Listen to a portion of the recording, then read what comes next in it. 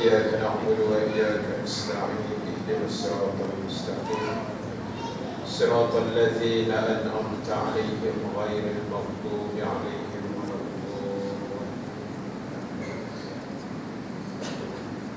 الحمد لله رب العالمين الذي أرسل رسوله بالهدى ودين الحق ليظهره على الدين كله ولو كره المشركون. أشهد ونشهد أن لا إله إلا الله وحده لا شريك له وأشهد أن محمدا عبده ورسوله. اللهم صل وسلم وبارك على سيدنا محمد صلى الله عليه وسلم وعلى آله وأصحابه أجمعين. اللهم فقهنا في الدين وعلمنا تأويل ولا حول ولا قوة إلا بالله العلي العظيم. أما بعد.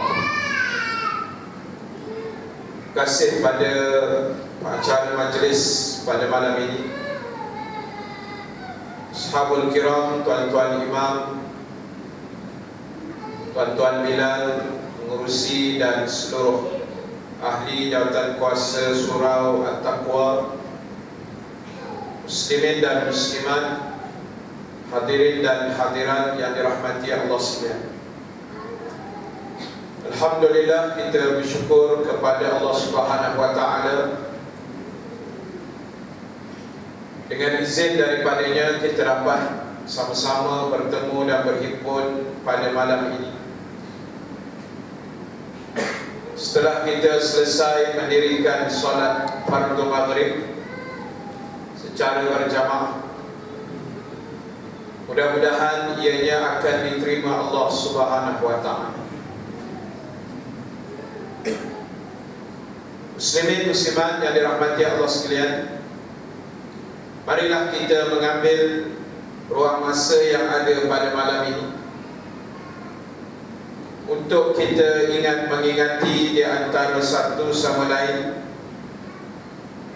untuk kita membaca dan mendengar ayat-ayat Allah Subhanahu wa taala dan juga hadis-hadis Rasulullah sallallahu alaihi wasallam. Moga-moga ianya dapat dijadikan panduan dalam kehidupan kita sebelum kita dimatikan oleh Allah Subhanahu wa taala. Muslimin muslimat yang dirahmati Allah sekalian, kita bersyukur kepada Allah Subhanahu wa taala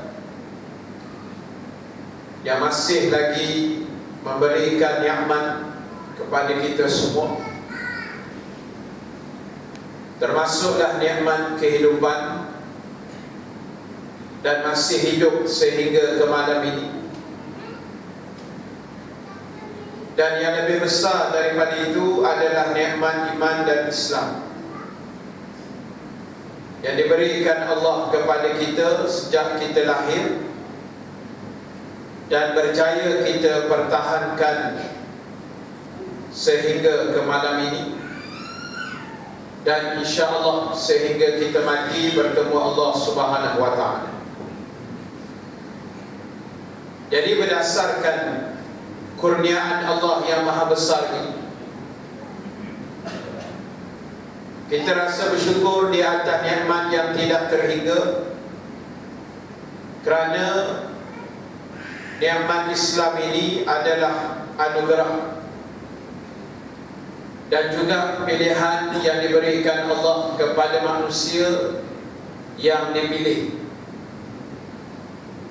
berdasarkan hadis yang pernah disebut oleh Nabi sallallahu alaihi wasallam, Inna Allaha yu'ti dunya liman yuhibbu wa liman la yuhibbu wa la yu'ti din illa liman ahabba. Atau kama qala Nabi fil hadis, sesungguhnya kata Nabi, Allah Ta'ala mengurniakan dunia ini dari sudut kekayaan harta benda wang ringgit kepada orang-orang yang dia kasih dan kepada orang-orang yang dia tidak kasih. Dunia ni Allah bagi pada semua, yang Islam dan Muslim, yang baik, perangai tak elok, semua orang akan dapat dunia ni dengan syarat dia berusaha, dia bekerja keras. Ramai yang jadi kaya-kaya, baik dia Muslim atau non-Muslim, Yahudi dan sebagainya. Sebab ini dipanggil sifat Ar-Rahman, Maha Pemurahnya Allah. Akan tetapi kata Nabi, Allah tidak mengurniakan Islam, cahaya Islam dan kefahaman Islam ini, illa liman ahab, melainkan hanya kepada orang-orang yang dia kasih sahaja. Jadi maknanya orang-orang yang menerima Islam ini adalah orang yang Allah kasih. Dan mudah-mudahan kita termasuk di kalangan manusia yang dikasihi Allah di atas nikmat Islam yang dia berikan kepada kita sehinggalah ke malam ini. Sebab bukan semua manusia mendapat cahaya dan hidayah Islam.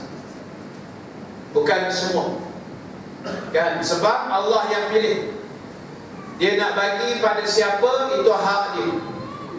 Sebab dia yang buat kita.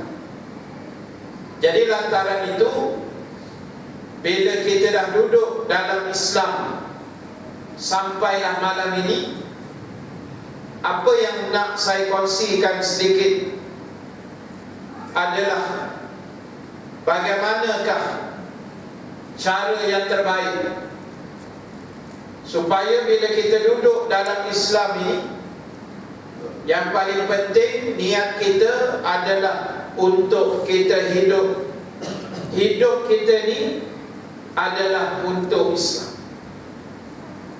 Bagaimana kita nak buat supaya semua perjalanan hidup ini diserahkan untuk Islam, diserahkan kepada Allah, kepada Rasul sallallahu alaihi wasallam, agar perjalanan hidup kita tidak habis berlalu begitu saja.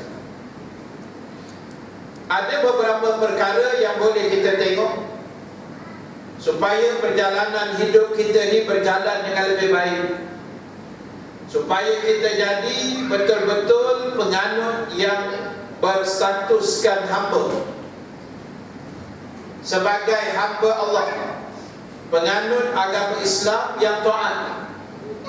Jadi macam mana nak buat? Antaranya yang pertama, kita kena tahu apa tujuan Allah hidupkan kita di dunia. Apa hal yang Allah buat manusia atas muka dunia?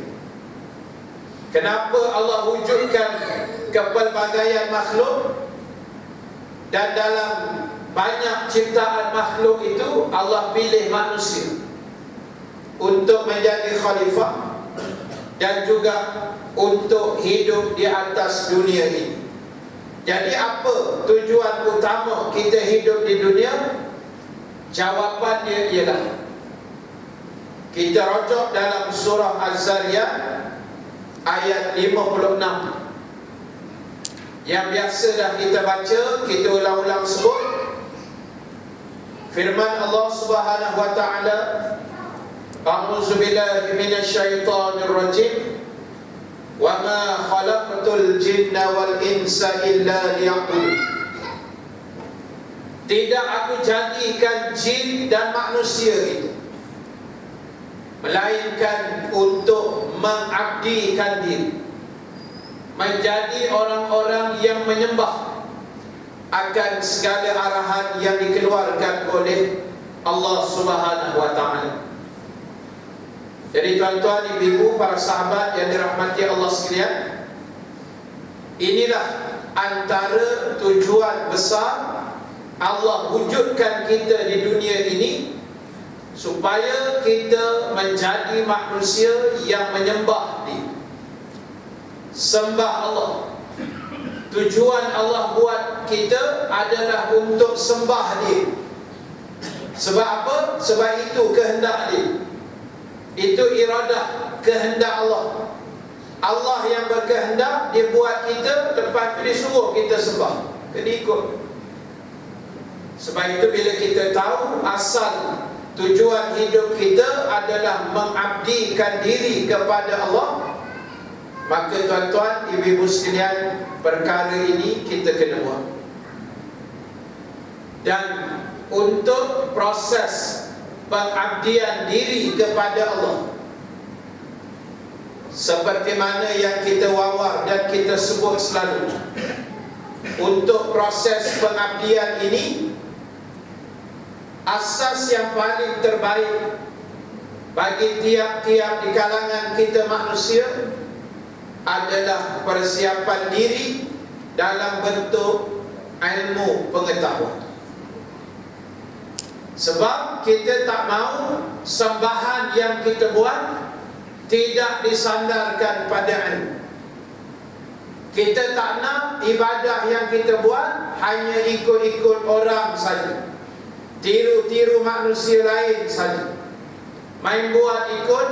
Ini dah orang dulu-dulu buat, ustaz, kita ikut. Tak ada asas ilmu yang hebat. Sekurang-kurang kita ada asas ilmu untuk kita menterjemahkan amalan dan arahan yang dikeluarkan Allah. Kita tak nak buat ibadah sembrono, kan, main buat aja, tak tahu jom pakar. Orang puasa, kita puasa, tak tahu apa benda yang kita puasa. Orang korban, kita korban, tak tahu apa benda matlamat kita berkorban. Jadi biarlah kita buat tiap-tiap amalan itu dengan sandaran ilmu pengetahuan. Sebab itu tuan-tuan, ilmu ni macam biasa. Ilmu pengetahuan ni disebut dalam pepatah Arab, al-ilmu yu'ta wala ya'ta. Ilmu itu adalah kamu kena cari dia, bukan dia yang mencari kamu. Ilmu ni, kata orang Arab, kita kena cari dia, bukan ilmu tu yang datang cari kita. Kita kena cari dia, itu ilmu. Jadi tuan-tuan dah laksanakan tuntutan ungkapan Arab itu. Kita datang surau taqwa malam ni sebab nak cari ilmu tadi. Kalau tak datang malam ni, habis. Kita dapatlah ilmu, tengok berita jam 8 kejap lagi. Tu pun tak tahu ilmu dia jenis macam mana tu. Jadi sebab itu tuan-tuan, ilmu ni penting. Biar ada ilmu, barulah pelaksanaan amalan kita jadi lebih baik. Kita nak ubah sikit persepsi dalam masyarakat kita, iaitu bila kita nak buat baik, nak buat sesuatu, biarlah ada ilmu. Jangan orang kata main buat ikut dah, kan? Main buat tak tahu asal usul, jom pangkat jalan cerita dia, main tengok orang buat, dia pun buat, tapi dia tak tahu apa benda. So kita nak ubah balik tiap-tiap amalan yang kita buat, biar ada ilmu. Biar ada ilmu.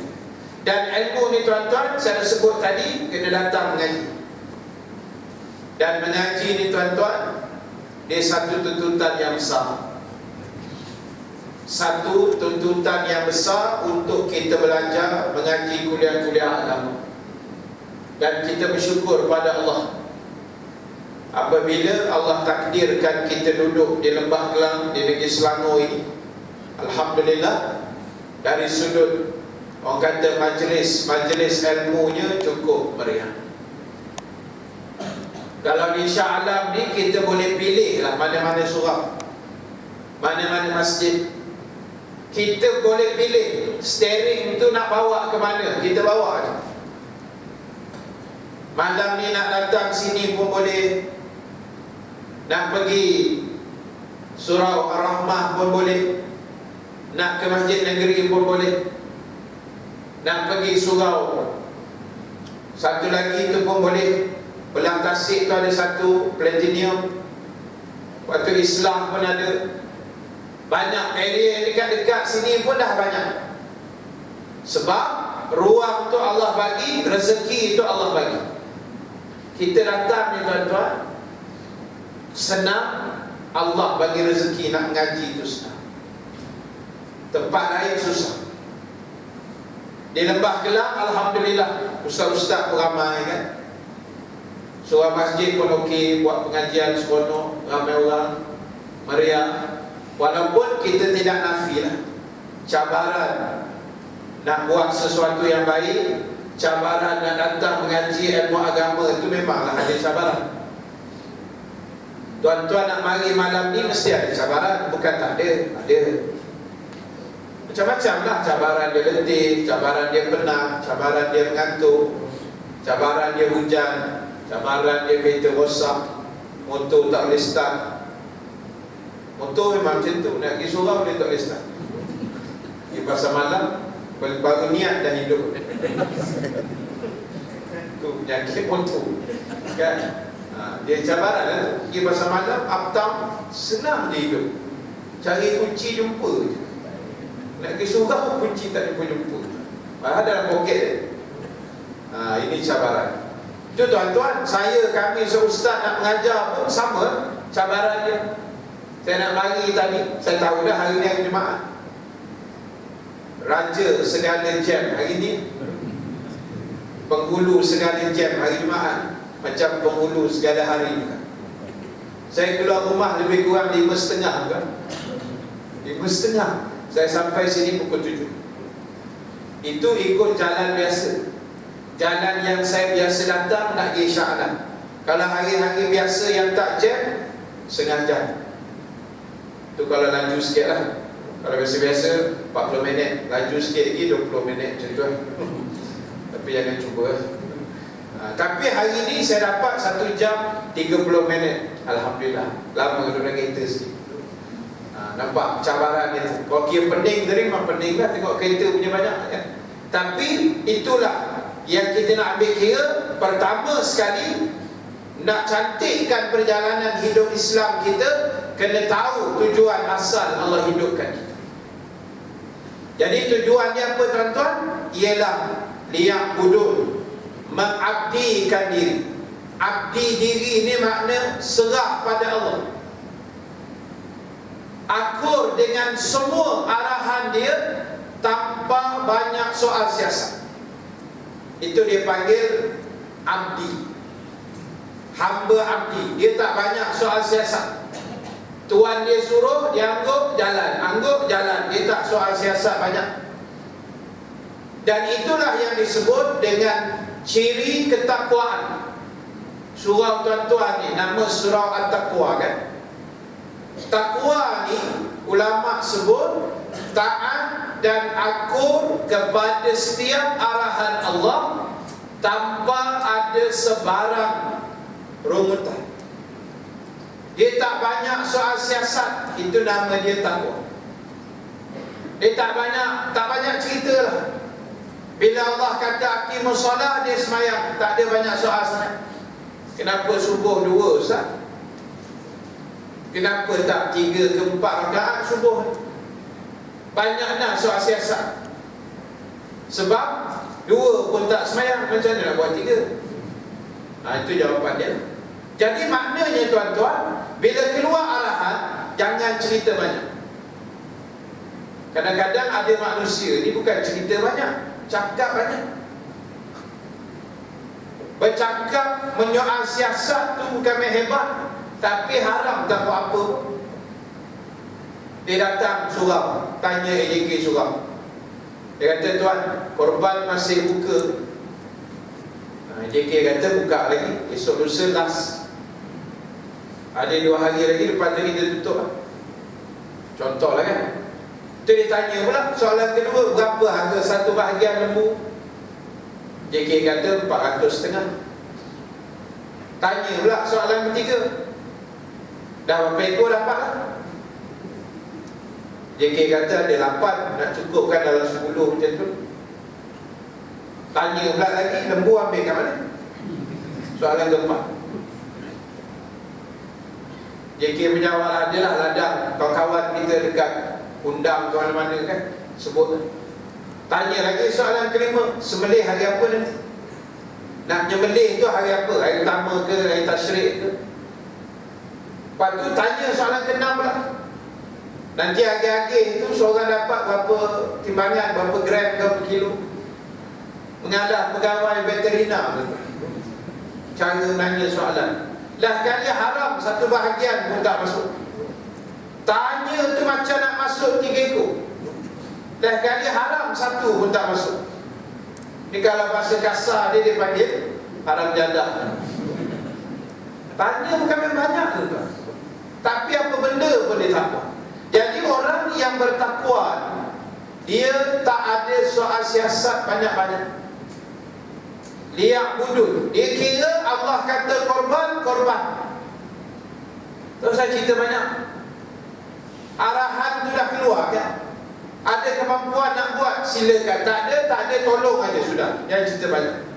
Sebab tujuan kita Allah hidup ni kena tahu, iaitu liya'budun, untuk mengabdikan diri kepada Allah. Baik, itu secara ringkas. Yang kedua, macam mana kita nak gerakkan hidup kita untuk Islam ni? Yang kedua, kita kena tahu nilai dunia yang kita pijak hari ini dibandingkan dengan nilai akhirat. Makna kita kena tahu dunia ni bagaimana, akhirat tu bagaimana. Kena tahu nilai. Dan bila sebut bab nilai ni tuan-tuan, kalau kita tengok firman Allah Subhanahu wa taala dalam surah At-Taubah ayat 38. Firman Allah Subhanahu wa taala, a'udzu billahi minasyaitonir rajim, araditum bil hayatid dunya minal akhirah fama mata'ul hayatid dunya fil akhirati illa qalil. Adakah kamu lebih suka dengan hidup di dunia daripada akhirat?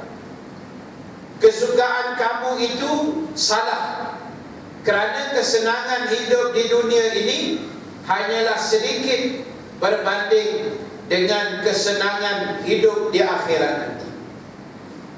Tuan-tuan, ibu-ibu sekalian, sebenarnya Allah dah buka rahsia. Yang manusia hari ini kelam kabut, huru hara, kacau bilau, puluh dunia ni, sebenarnya dia terlupa dunia ni sebentar. Dan dunia dikomparekan dengan akhirat hanyalah secepis daripada nikmat akhirat. Secepis ni tuan-tuan, sikit sangat. Area yang tuan-tuan duduk ni nama dia Seksyen 7 Shah Alam. Dalam banyak-banyak seksyen di Shah Alam ni, 7 ni lah yang dikatakan agak elit dari sudut lokasi dan bentuk rumah yang ada di area yang berhampiran dengan tuan-tuan.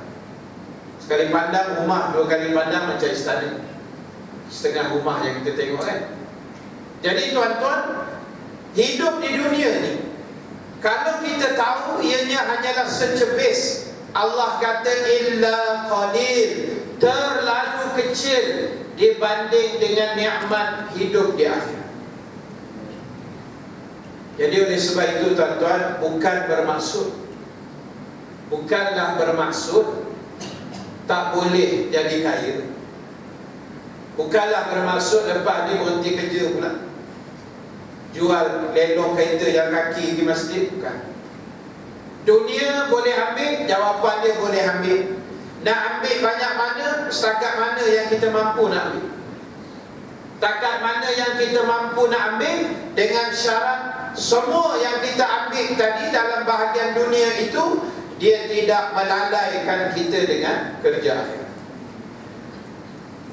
Tuan-tuan nak jadi jutawan, silakan, tak ada masalah. Nak jadi orang yang berpengaruh, orang yang berkuasa, orang yang ada pangkat, tak jadi masalah. Tetapi jangan lupa, apa yang kita rasa nikmat di dunia ni, Allah dah declare dalam ayat 38 At-Taubah tadi, adalah terlalu kecil dan sedikit. Saya ambil contoh yang paling senang. Dunia ni sekejap, nikmat dia sementara, seketika. Bila kita makan atau kita minum, orang bercerita di sana sini sedap, kan? Orang cerita, ustaz, dekat tepi belakang Israel ada satu kedai, nama dia Lontong Kelang, ustaz. Memang sedap gila, ustaz. Tak apalah, aku tahulah yang tu, sebab dah pernah makan dah pun, kan? Orang kata lontong kelang sedap. Lepas tu ada orang lain nak cerita ABC kat bawah pokok mana tak tahu, cendol sedap. Cendol bakar Kuala Selangor sedap. Dah buka cawangan Kang Gombak, selamat. Tak payah pergi Kuala Selangor. Orang bercerita rojak bawah pokok ceri mana-mana sedap, ustaz. Ni kedai tom yam belakang tu, ustaz, mau buka sedap. Siakap 3 rasa dia. Memang rasa 5 rasa, ustaz, bukan 3. Memang sedap. Baik, soalan dia tadi, sedap dia tu berapa lama sedap? Sedap sangat cerita cendol, lontong, siakap dengan tak apa-apa lagi lah, rojak apa semua ni, berapa lama sedap? Jawapan dia, tuan-tuan, sedap dia sekejap je. Masa tuan-tuan kunyah, kan, masuk dalam mulut, kepal-kepal, kunyah, lepas tu telan. Masa telan tu sedap tu. Dia dah masuk dalam perut ni, dia lalu ke esophagus ni, masuk dalam perut, habis cerita. Sedap dia masa telan dan masa kunyah. Itulah nikmat makan, iaitu ditelan dan dikunyah. Kunyah dulu baru telan, itu nikmat makan. Sedap dia masa bila? Masa telan. Itu je. Dia dah turun bawah, rasa apa? Rasa sakit perut. Bukan 3 rasa. Dah tambah-tambah rasa. Dah kenyang, lepas tu ngantuk, lepas tu lah esok petang sakit perut. Tak buang air, kan? Sedap dia bukan tuan-tuan makan tom yam 3 rasa ke, siakap 3 rasa. Sedap dia 5 hari 5 malam masih terasa dia nak tekak. Tadi tuan-tuan makan nasi berani lepas Jumaat tadi, sedap dia habis takat petang tadi. Mana ada sampai maghrib ni rasa berani kat tengkuk. Kalau ada tu memang tanda nak mati tu. Tak apa nak jadi wali, kan? Jadi tuan-tuan, sedap dunia macam tu. Sekejap sangat nikmat sedap dia tu. Berbanding sedap di negeri akhirat ni, tuan-tuan, Masya Allah, lagi hebat. Tetapi persoalan dia tadi, kenapa manusia ulun hak yang dunia? Sebab jawapan dia senang. Manusia ni, dia punya habit dia, perangai dia, dia akan ulun apa yang dia nampak. Apa yang ada depan dia, dia kau dulu. Manusia memang macam tu, kan? Yang tak nampak, tak jauh-jauh, dia tak ambil kisah, dia tak peduli. Apa yang duduk depan dia, dia faham dulu. Itu manusia.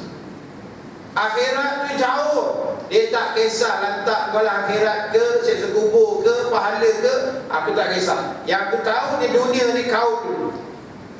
Itu yang jadi masalah, tuan-tuan. Bila kita tak tahu nilai dunia banding dengan nilai akhirat. Sebab itu saya dah sebut dah di beberapa tempat, saya sebut juga malam ni di sini. Ayat yang sering kita ulang-ulang bicara, ulang-ulang sebut dalam suratul Fatihah. 17 kali kita baca dalam bacaan wajib dalam solat. Antaranya firman Allah Subhanahu wa taala, Maliki Yaumiddin. Allah Taala itu adalah raja pada hari pembalasan. Allah lah yang menguasai hari pembalasan, yakni hari akhirat. Maliki Yaumiddin, terjemahan dalam Quran yang banyak kita tengok, Allah itulah yang menguasai, yang memiliki, yang menjadi raja pada hari akhir. Sedangkan tuan-tuan, ibu-ibu sekalian, dalam ayat itu tak ada tulis akhir, tak ada tulis pun akhir. Kalau kita tengok terjemahan kalimah bil kalimah, Allah sebut Maliki Yaumiddin. 3 perkataan dekat situ. Pertama Malik, yang kedua Yaum, yang ketiga Ad-Din. 3 kalimah. Malik artinya raja, yang memerintah, yang menguasai. Yaum maknanya hari. Ad-Din, Ad-Din apa? Agama. Tapi tengok terjemahan, tak ada situ tulis agama. Dia tak ada tulis Allah itu raja pada hari agama. Orang tak faham nanti.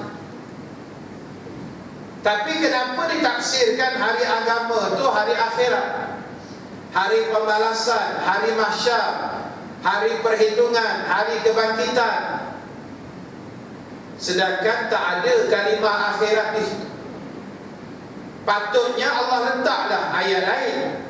Kalau nak ubah, contohlah, bukan saya kata kita nak ubah, tapi kalau nak ambil kefahaman dia, Allah letaklah Maliki Yaumil Qiyamah. Allah tu raja nun pada hari kiamat. Maliki Yaumil Mahsyar, dialah raja pada hari mahsyar. Maliki Yaumil Hisab, dialah raja pada hari perhitungan. Ataupun apa-apa perkataan lain, tapi Allah tak guna kalimah mahsyar, akhirat, kemudian hisab dan sebagainya. Tapi Allah lebih berminat guna perkataan ad-din, Maliki Yaumiddin. Dialah raja pada hari agama. Agama dalam arti kata hari akhirat. Tapi persoalannya, sebab apa letak agama?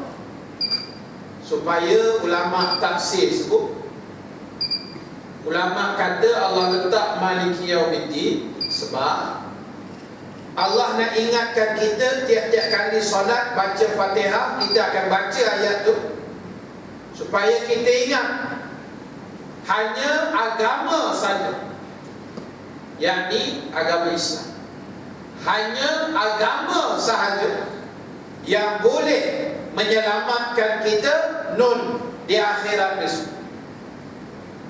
Itulah jawapan. Sebab itu disebut Maliki Yaumiddin, supaya bila kita baca, kita akan ingat tiap-tiap kali dalam Fatihah, oh, agamalah yang selamatkan aku akhirat besok. Baca lagi, oh, agamalah yang boleh menyelamatkan aku besok, bukan benda lain. Itu yang Allah letak perkataan ad-din. Allah tak letak perkataan yang lain daripada ad-din. Kan, kalau ikut tafsiran tepat, dia letaklah terus Maliki Yaumil Hisab ke, Allah lah raja pada hari hisab, hari akhirat. Tapi tak sebut, Allah hanya letak Maliki Yaumiddin, dialah raja pada hari akhirat, dalam kurungan hari agama. Sebab apa agama? Sebab Allah nak ajar agama saja yang menyelamatkan kita di akhirat. Sebab itu tuan-tuan, kita kena tahu proses ini.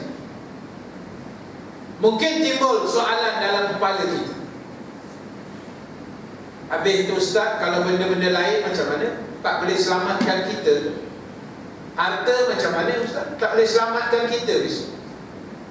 Wang ringgit, kuasa, pangkat, pengaruh, jawatan tak boleh selamatkan kita. Takkan agama saja?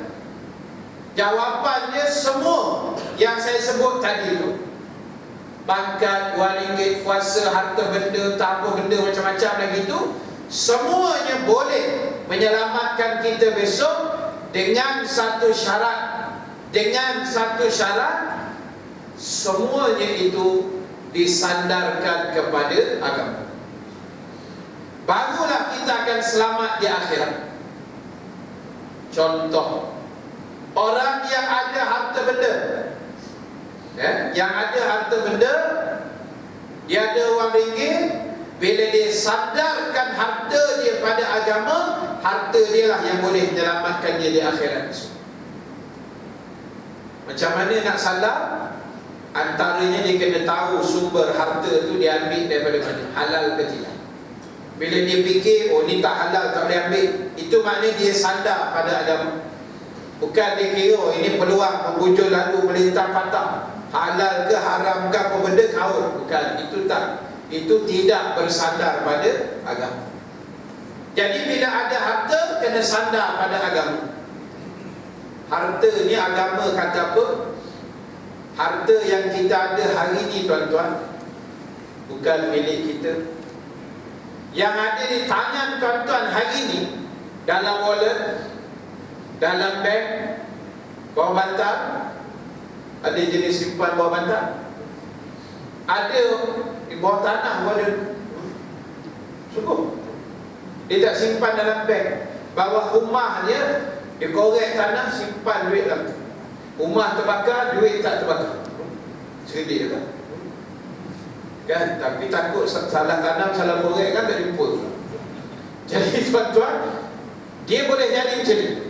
Duit yang kita ada tadi, dalam wallet, dalam bank, dalam akaun, dalam rumah yang kita simpan dalam peti besi, itu belum jadi milik kita.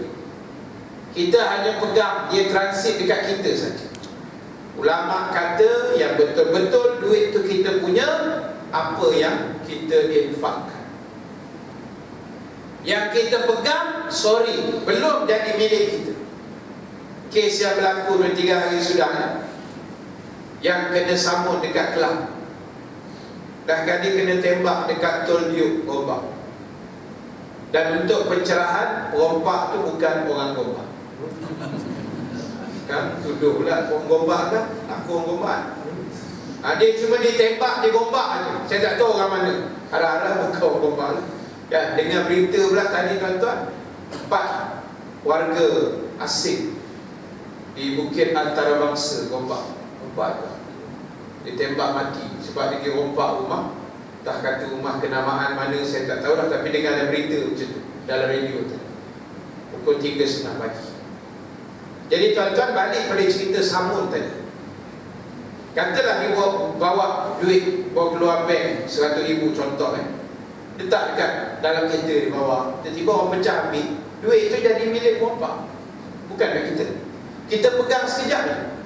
Jadi yang betul-betul kita punya, kata ulama, ialah apa yang kita infak. Sebab itu bab sedekah jariah ni tuan-tuan, jangan main-main, kena bagi. Tadi pengurusi sebut kan, kita akan bentang sejadah, bagilah tolong sikit. Untuk yang tahfiz mana, Melaka mana kan, Ustaz Idris kata tadi, yang kena report.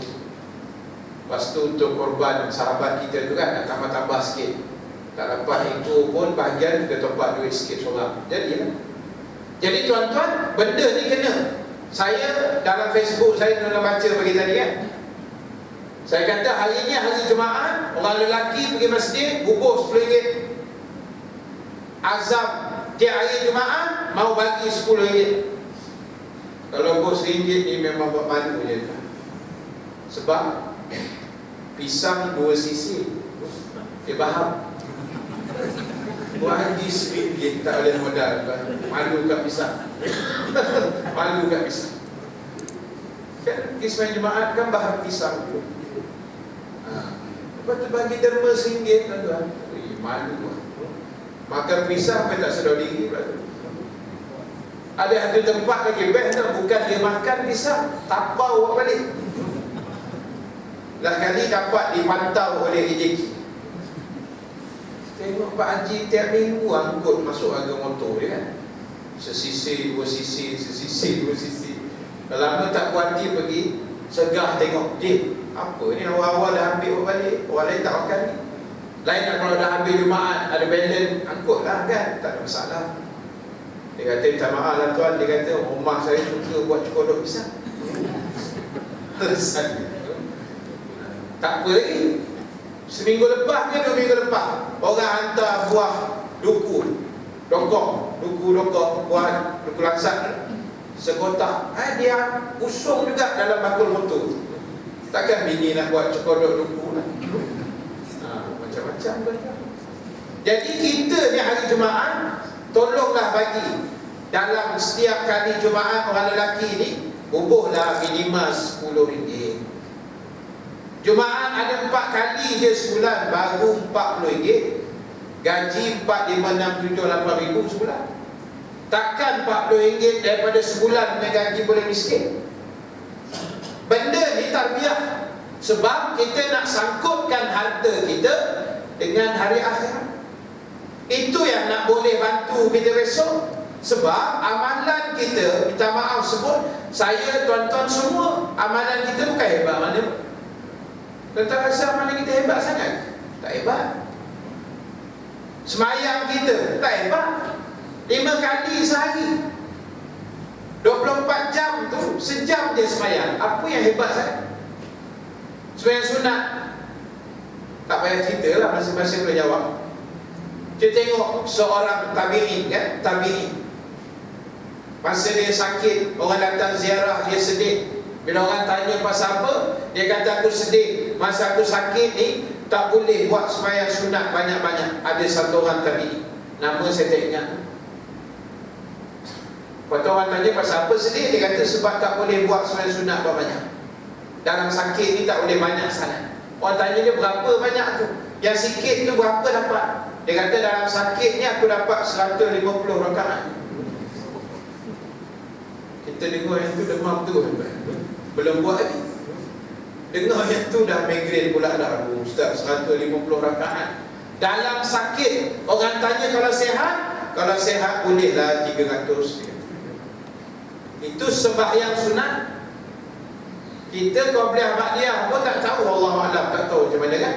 Jadi amalan kita tak hebat.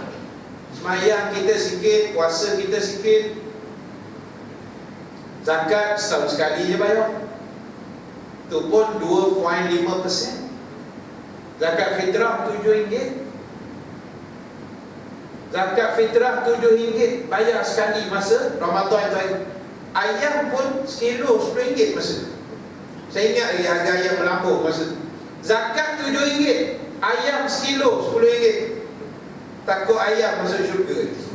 Mahal daripada zakat kita kan. Jadi tuan-tuan, lepas tu haji pula sekali semua hidup. Tu pun jenuh menunggu tak naik-naik nama kan. 5 tahun dah merayu, 5 tahun merayu. Tak lulus-lulus sampai tabung haji merayu lah pada kita, jangan merayu lagi. Tabung haji dah pernah tu. Tak adalah buat pelawak je kan. Mana ada tabung haji marah pula, tak ada. Dia tolak, tak boleh ditolak. Tapi kita merayu lagi, merayu. Tak boleh dia tengok, Pak Haji ni 5 tahun dia mesti merayu je kan. Susah nak buat haji. Pergi pula tengok 2 hari lepas kan, yang ribut dengan banjir Arafah, Muzdalifah, Mina, Mekah sekali haru. Semua dibalut cuci dengan hujan lebat, dengan ribut dan hujan batu di Arafah. Esok lusa nak berangkat kan. Masa ribut tu jadi, geng-geng kita ni, petugas ni tengah berada di Arafah. Kita tengok video tu kan, ditangkap ke Arafah tu. Sebab masa tu tengah monitor kat mana nak pacak kemah lelaki mana nak susun, nak pacak dia punya papan tanda di mana, wiring macam mana. Tiba-tiba boom sekali dia hantar hujan batu. Nak buat macam mana? Allah yang susun, bumi itu dia punya, langit itu dia punya. Jamaah haji itu pun tetamu dia. Tak apalah, dia tahulah urus macam mana kan. Kita doa yang terbaik je lah. Tak ada apa pun, tak adalah yang mati. Cuma bagi kita di Malaysia ni dengar-dengar itu takut juga. Jadi sebab itu tuan-tuan, amalan kita minta maaf tak banyak mana dan tak hebat cara mana pun. Sebab itu harta okey. Kalau kita kaya-kaya, alhamdulillah, nikmat Allah bagi. Tolong sandar pada agama. latih diri banyakkan sedekah jariah. Sedekah biasa pun okey, cari yang jariah tu. Jariah ni macam tadi ya, nak bina balik sekolah tahfiz, tu jariah lah. Buat kolam ambil wudu, bayar kapet, tu jariah lah. Yang jenis jariah ni jenis pahala timbul. Kena latih, walaupun bermula dengan nilai kecil, RM1, RM2, tak apa, latih. Sebab sedekah ni dia tak boleh teori, dia kena praktikal, kena latih, kena training, kena latih baru boleh. Kalau tidak tuan-tuan, na'udzubillah, akan timbul satu penyakit namanya bakhil. Kita ambil iktibar cerita yang Piramli buat tu, filem Lambu-Lambi kan, ada watak Haji Bakhil dalam tu. Orang tua tu baik, watak dia tu mengerikan sikit.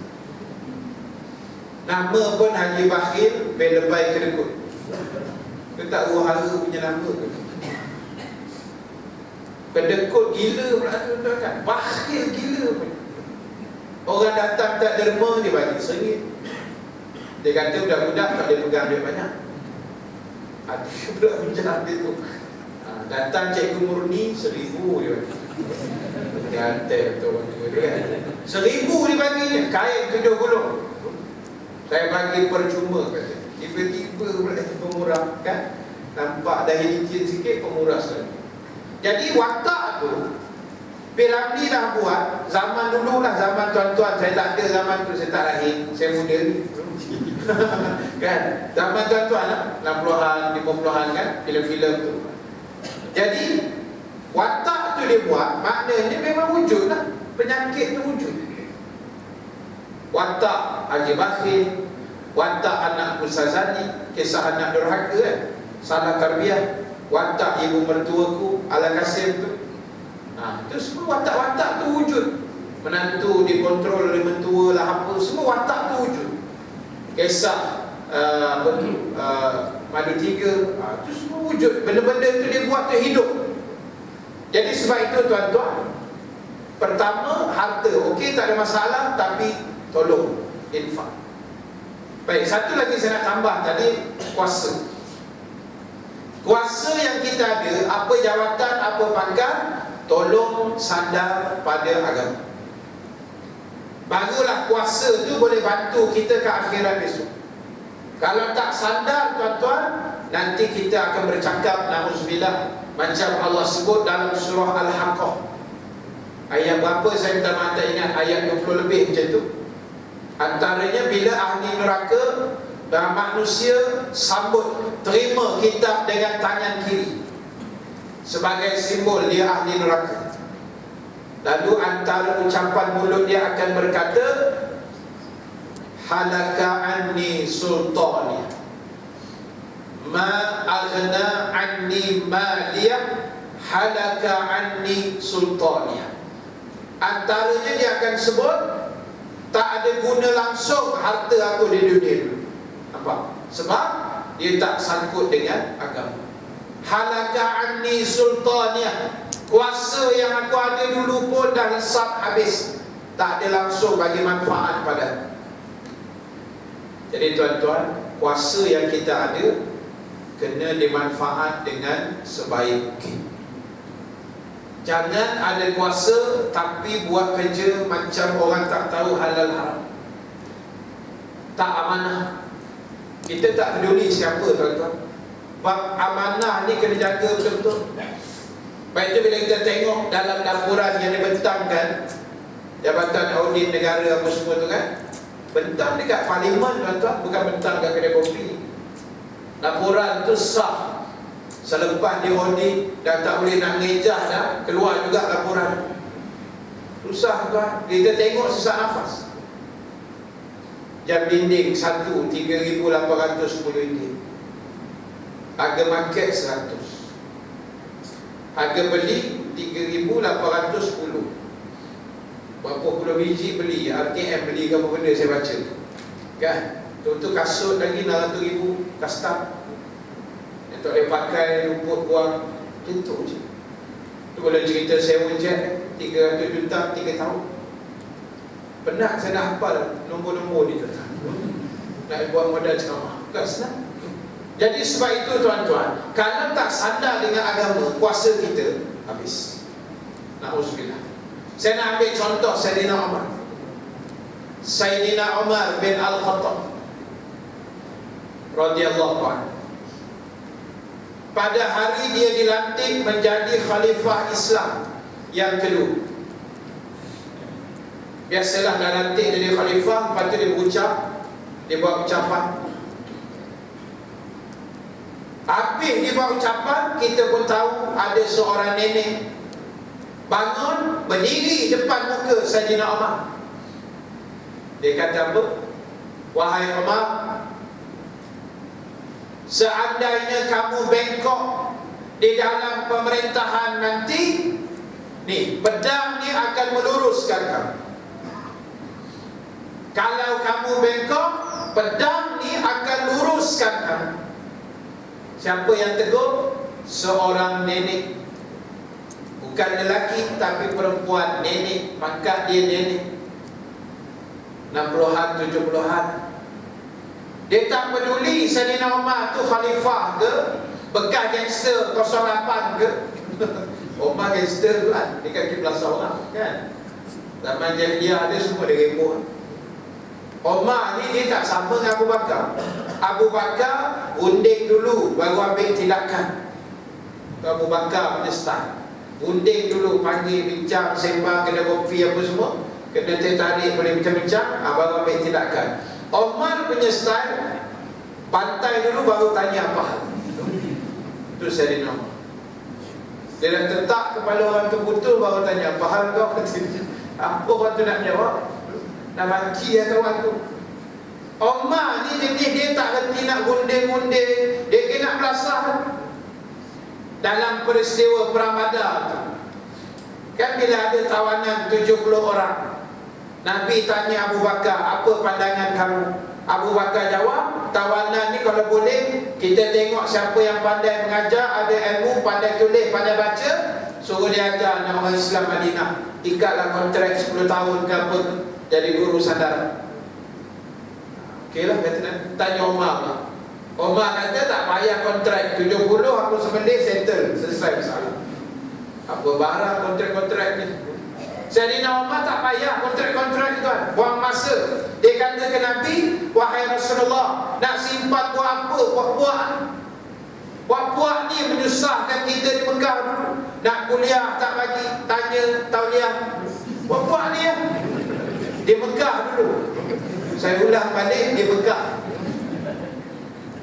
Lepas tu kita nak ceramah atau bukit sofa, pergi tak keluar kan? Buat-buat ni punya kerja kan? Oh, lepas tu dia lah kena tawan, nak suruh pula jadi guru, bagi pula gaji. Sedap dia. Bagi aku kita bunuh aja semua tu. Akhirnya turun ayat Quran membenarkan cadangan Sayyidina Umar. Allah kata buat apa simpan lagi, buat. Tapi sebab sebelum ayat itu turun, ada ayat lain boleh berdamai dengan tawanan, Nabi ambil yang lembut sikit lah, berdamai, ikut Abu Bakar. Umar tak ngajuk pula, tak ada hilang, tak tahu syarat 4 kali, tak ada kan? Okey je. Sampai dah waktu lah, elok datang syarat, tak ada masalah kan? Kita janji itu hilang kan, dah tahu tak kepala lepas. Tak bagus dia tuan-tuan. Jadi sebab itu Umar ni ditegur oleh nenek. Dia kata, wahai Umar, kalau kau bengkok, aku luruskan dengan pedang. Apa Umar jawab? Umar tak belasah nenek tu, walaupun dia memang kaki belasah kan. Umar kata, alhamdulillah, masih ada manusia yang sanggup dan berani untuk menegur Sayyidina Umar. Dia bersyukur ada orang tegur dia. Apa pengajaran cerita nenek? Pengajaran dia banyak tuan-tuan. Antaranya, nenek ini tegur Sayyidina Umar sebelum dia merintah. Bukan dah merintah, belum merintah lagi, hari pertama ucapan dasar baru. Dia ucapan dasar ni tak lama apa hari lagi ada, aku tunggu. Oh, hara tu kan, mau feliz lah apa lah. Jadi tuan-tuan, hari pertama belum merintah, nenek tu dah tegur dia, kau silap dalam pemerintahan ni, bengkok, siap kau peluru dengan pedang. Iktibar dia apa? Omar ajar, itulah konsep keterbukaan pemimpin dan rakyat. Nenek ni dia berani sebab apa? Sebab dia tahu hak dia untuk menegur tuan dia, dan dia tahu kepimpinan mesti boleh terima teguran, walaupun cara dia tegur tu macam kasar sikit. Padan dengan Omar pun kasar. Dia tak sebut bangun wahai anak dia Omar, tak ada. Ni makcik nak nasihat sikit lah, eloklah merintah no. Nanti kau silap, nanti kan 5 tahun nanti kau buang balik. Dia tak tegur lemah gemalah gitu. Sebab dia tahu Omar jadi kasar bengis, angkat pedang selalu. Yang panjang, pedang panjang, pendek dia panggil keris. Sebaik nenek tu tak cium pedang tu kan. Ada orang suka cium keris. Apa faedah tu? Jadi tuan-tuan, nenek tu tegur cara kasar sesuai dengan Omar tu kasar. Dia tegur brutal gitu. Bayangkan depan pimpinan boleh angkat pedang gitu. Berani buat zaman hari itu. Bersabar begitu. Tukar 24 jam kan. Jadi sebab itu, inilah benda dia. Omar mengaitkan sifat amanah. Nenek ni berani tegur sebab dia tahu itu hak dia. Dan Omar mengajar jadi pemimpin, mestilah boleh ditegur kan. 3-4 tahun ke belakang laporan audit ni menyesatkan nafas kita tuan-tuan. Bukan kita tak tegur. Ada di parlimen lain pun tolong tegur sama, yang tukar lipat pun ramai dalam parlimen tu. Tapi duk macam tu juga, tak tahu macam mana nak buat. Jadi oleh sebab itu tuan-tuan, itu satu. Kemudian dalam ucapan Sayyidina Omar tu, antara ucapan dia ialah, dia kata, demi Allah, kata Sayyidina Omar, seandainya dalam aku memerintah nanti, belum lagi tu, dalam aku memerintah nanti, andainya ada seekor, bukan seorang, seekor unta yang sesat di tengah padang pasir, nescaya akulah Omar akan menjawab di hadapan Allah. Tengok, amanah tak amanah. Apa kena mengena unta dengan Sayyidina Omar? Tak ada kena mengena langsung. Unta sesat tu, dia dah unta, dia sesat. Patut yang kena jawab tuan unta. Asal Omar pula? Omar nak ajar kita, jadi ketua kena cover semua sekali. Manusia pun kena jaga, binatang pun kena jaga, tumbuhan pun kena jaga. Kalau kira-kira, jaga manusia je tuan-tuan, amanah tu. Tapi Omar kata, kalau ada unta yang sesat, aku kena jawab besok. Hari ini orang sesat bukan unta. Syiah bukan dekat sini, dekat Gombak. Gombak hebat kan? Syiah ada, Qadiani ada, Wahabi pun ada, Jati pun ada. Jati salah channel pula kan. Lagi hebat tuan-tuan, Rasul pun ada. Rasul Melayu. Ustaz tu saya kira lah berguni-guni ustaz kat Gombak. Dalam celah ustaz keluar Rasul. Tak hebat ke Gombak? Penat orang menceramah kan, nak juga jadi Rasul. Jadi tuan-tuan, siapa nak jawab besok? Benda ni jangan main-main. Sebab itu amanah ni, kuasa okey. Nak ada kuasa sila. Orang beri amanah pada kita, jaga surau, jaga masjid, jaga dia elok. Sandarkan pada agama, itulah yang boleh selamatkan kita besok. Jadi sebab itu tuan-tuan, itu ringkas nombor 2. Maknanya nak selamat dalam hidup kita ni, kena tengok nilai dunia dibanding dengan akhirat yang lebih hebat. Biarlah kita berpenat di dunia, asalkan kita berehat di akhirat. Baik, saya nak tambah secara ringkas yang ketiga, iaitu kita kena juga menginsafi bahawa kematian itu pasti tiba. Kita nak luruskan hidup kita, kena sentiasa ingat mati pasti berlaku.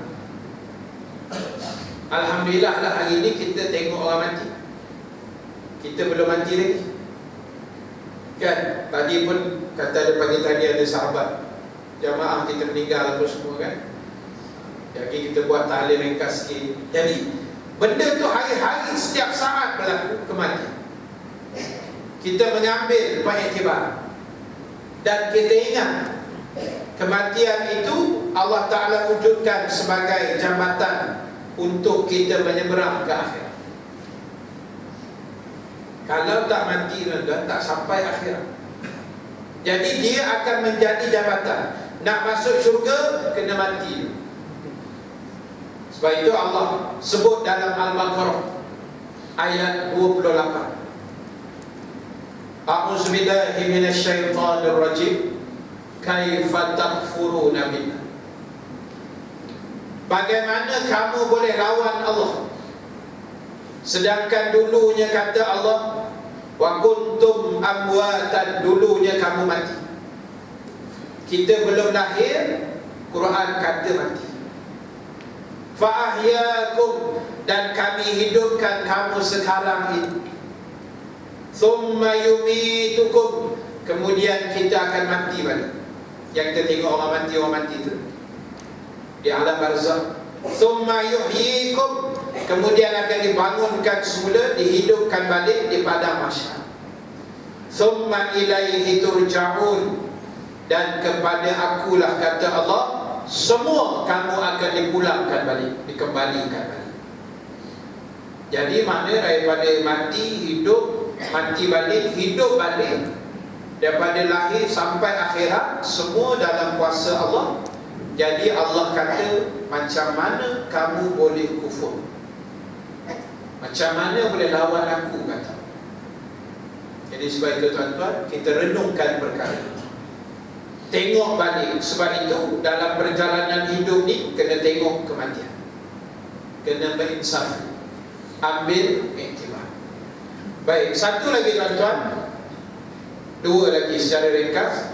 Yang keempat, kita kena mengetahui hakikat Islam yang sebenar. Bila tahu hakikat Islam yang sebenar, barulah perjalanan hidup kita untuk Islam tu jadi lebih baik. Kalau kita tak tahu, itu yang jadi masalah. Tapi bila kita tahu realiti Islam tu bagaimana, hakikat sebenar dia bagaimana, yang ini Islam bagi buat ke tidak, yang ini Islam galakkan ke tidak, ini boleh ke tak boleh, Islam kata bagaimana, itu yang sebaik. Tahu hakikat Islam yang sebenar.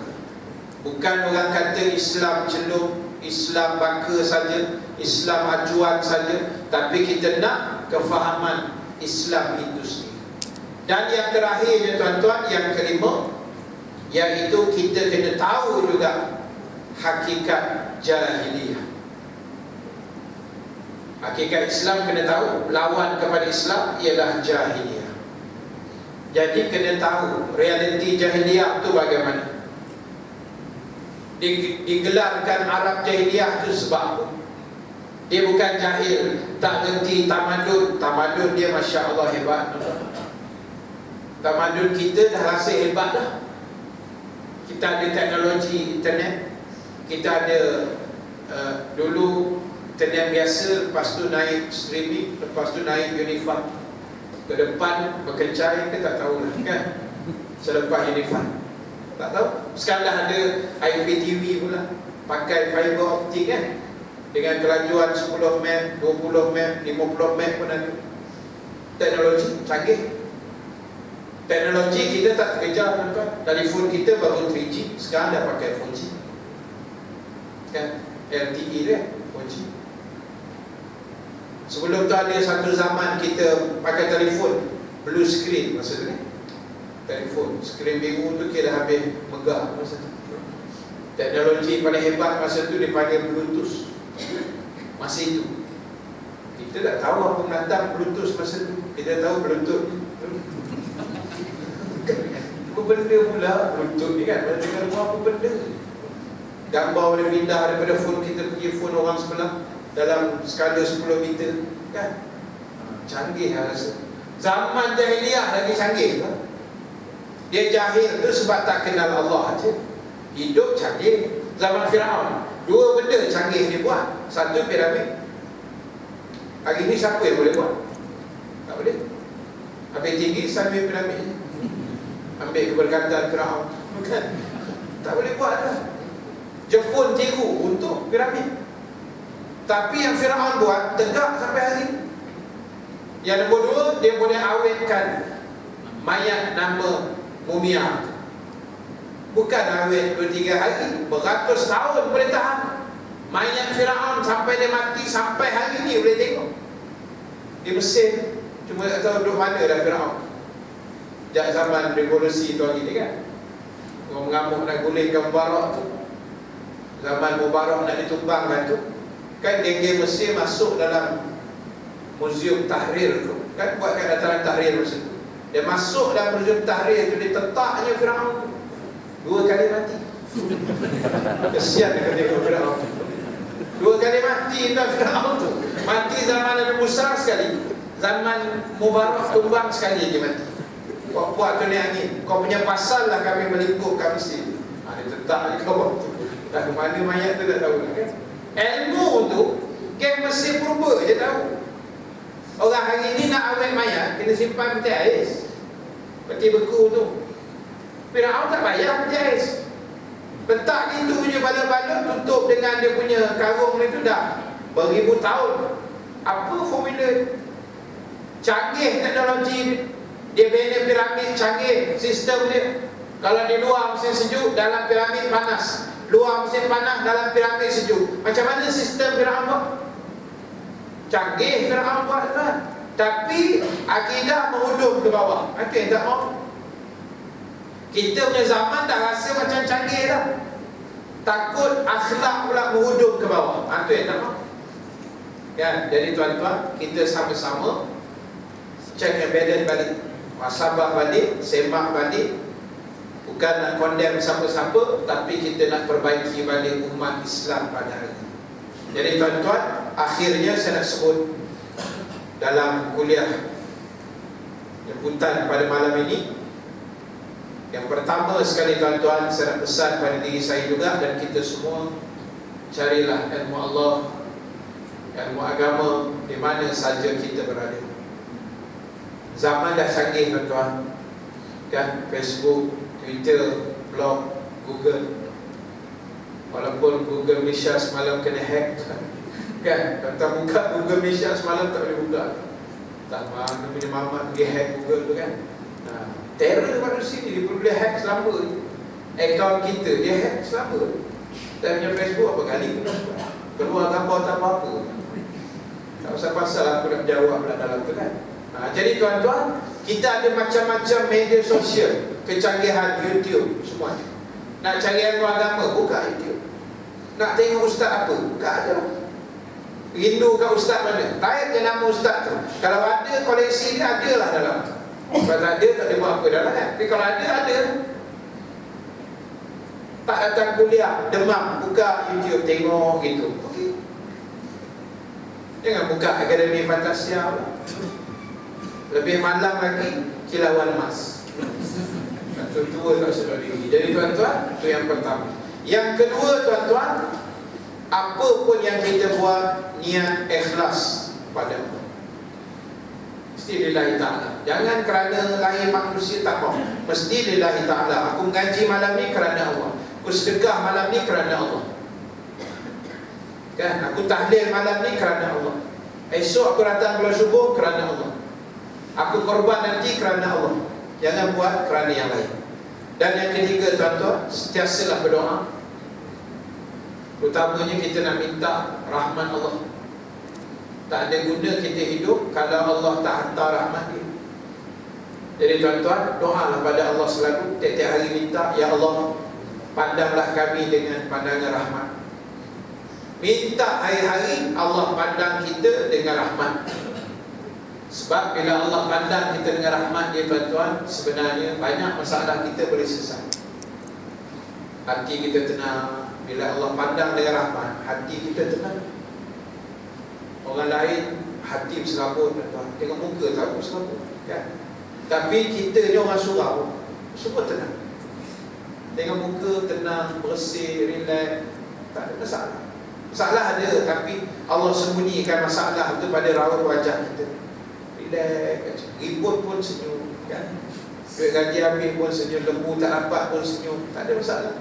Nak mengamuk macam lembu naik minyak buat apa? Jadi tuan-tuan, minta rahmat Allah hantar pada kita. Baik, jadi tuan-tuan, terima kasih atas jemputan kuliah pada malam ini. Saya pun tak perasan kebetulan malam ni jadual Ustaz Saluddin. Tak nampak abang adik dia ganti okey kat lah kan. Saya spare, InsyaAllah. Baik, jadi tuan-tuan, panjang umur kita jumpa akan datang. Dengan izin Allah Subhanahu Wa Taala. Terima kasih pada semua. Satu dua pengumuman malam ni. Yang pertama, InsyaAllah selepas isyak nanti kita terus buat tahlil ringkas untuk tadilah sahabat kita Haji Zainuddin, InsyaAllah. Dan yang kedua, malam ni saya ada bawa sikit jualan, tuan-tuan. Saya macam dulu juga lah. Dulu saya kuliah pun buat jualan. Sekarang ni pun masih mengekalkan tradisi itu. Jadi yang saya bawa malam ni adalah sikit-sikit produk-produk macam Koko Tama tu. Koko Tama ni dia lebih macam Milo, tapi dia ada campuran koko dan tamar. Sedap juga. Bukan sedap, memang sedap. Tanya saya memang sedap, kan? Dia bukan nak suruh kempen, suruh beli sebab sedap tu, tapi memang sedap. Dia boleh fight lah dengan produk lain di pasar. Lepas tu kita ada kopi lelaki, kopi untuk perempuan, dan juga ada, tengoklah nanti apa benda banyak sangat saya pun dah tak ingat. Dan ada CD-CD kuliah saya yang dirakamkan oleh sahabat dalam bentuk audio CD. Maknanya CD itu ada suara je lah, dia bukan video tapi audio CD. Harganya sekeping tu RM5. Ada beberapa tajuk, tuan-tuan boleh tengok lah untuk kita pasang dalam kereta dan sebagainya. Dan CD ni kalau ada bajet lebih, kita boleh lebih, kita boleh hadiah pada kawan-kawan yang tak datang kuliah, yang degil kan. Betul kan? Dia berkesan. Dia nak datang kuliah, dia tak datang, kita masuk dalam box. Masuk dalam box. Korban kan, ada RM1 je kan. Jadi tuan-tuan, itu usaha dakwah. Sebab kami dah ada buat dah projek ni lama dah, CD-CD.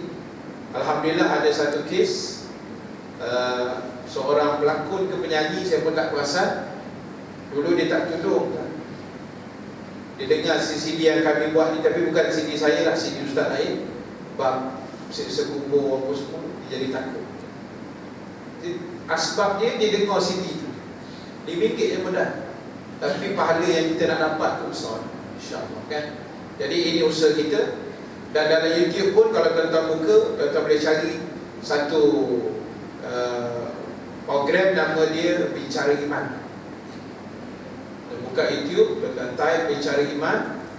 Nanti dalam tu tuan boleh tengok ada beberapa puluh slot video pendek 5 minit, paling tinggi 5 minit lah.